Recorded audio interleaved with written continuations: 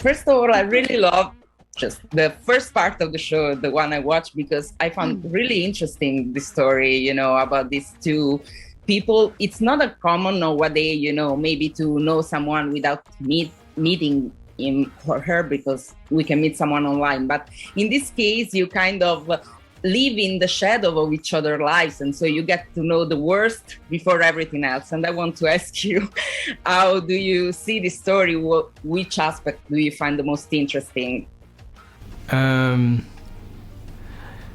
Thinking about Leon, I don't think maybe Tiffany too, they don't think it through that well.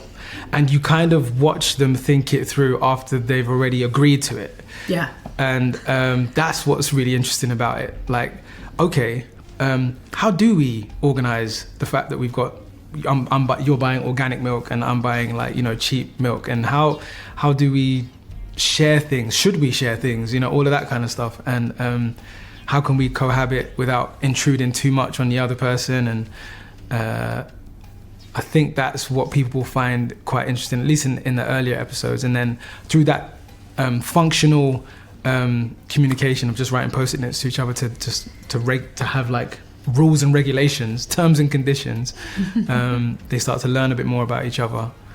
And there's something about also, I may be going on a tangent now, but some of the things you can't say to your closest friends at times, or your closest family, that you can express to someone you don't really know that well, and feel like there's a freedom in that.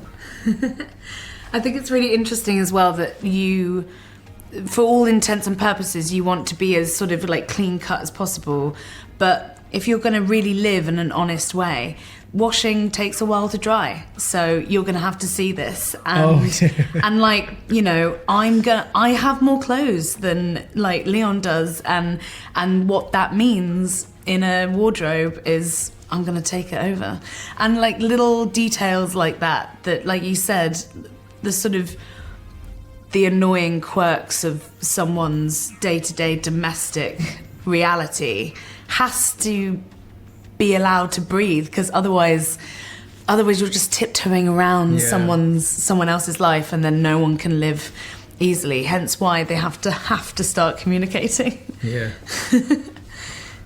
So if you were to live a similar experience, what would get you really mad about the others? What will be insufferable for you? Insufferable. Jesse said this before, but cleanliness. Yo, we just got to keep this place clean. Tidiness is not as bad. Yeah. Like, don't mind a little bit of like can be life chaos. A little bit messy, yeah, but cleanliness and tidiness, two different things. Always clean. Mm-hmm. Yeah, food, old plates in sinks with water that haven't been. I can't. No. She can't deal with that one. No, I hate that. And I do it all the time.